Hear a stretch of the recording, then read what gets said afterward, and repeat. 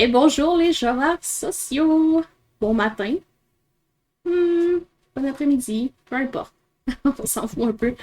C'est l'heure des bilans. L'heure est grave. Non, pas tant.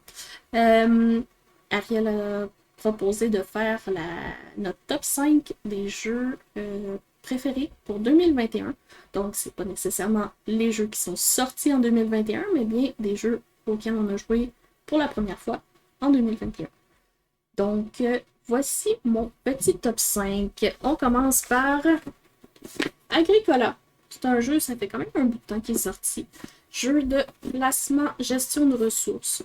Quand même assez facile, mais avec une petite twist de complexité qui est amusante, là, qui donne un peu de fil à retordre sans être trop casse-tête. Fait que c'est un petit jeu léger qui est quand même assez stimulant. Je pense que ça peut jouer jusqu'à 4, 1 à 4 joueurs, 90 minutes environ.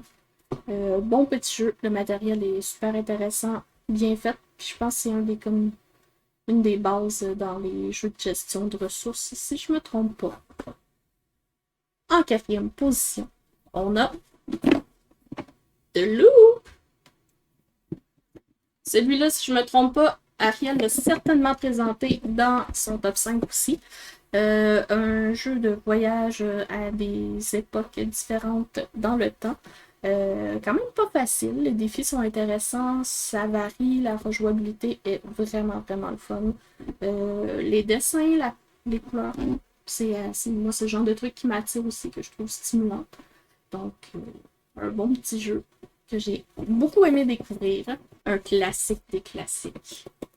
On a Pandémie Legacy saison 0. Puis si vous vous demandez pourquoi il n'est pas déballé, c'est parce qu'on a l'intention de le refaire.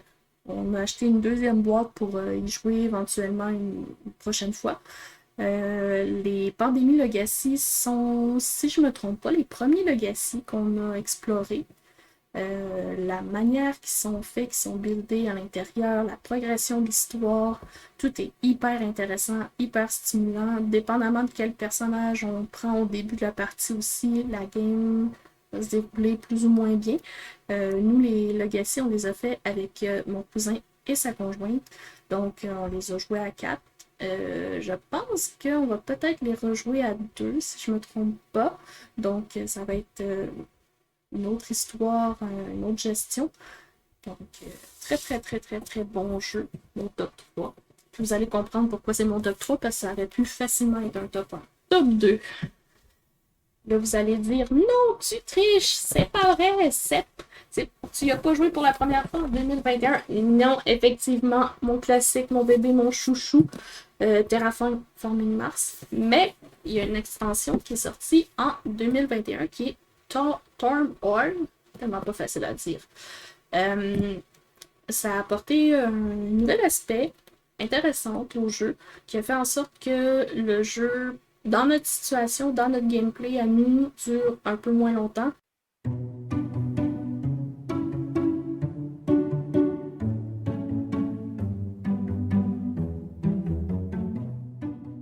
Ce qui a fait un changement intéressant, puis ça a enlevé comme 2-3 tours où est-ce qu'on faisait juste comme beaucoup avoir trop de ressources, puis que ça finait pas plate, mais on se demandait pourquoi on finissait comme à être.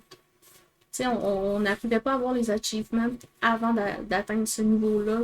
Fait que c'était comme une course à qui va réussir à faire le plus de forêt ou peu importe, ou gérer plus de points dans les 3 derniers tours. Puis ça devenait comme juste trop. Mais peu importe l'extension, peu importe ce qu'il y en est.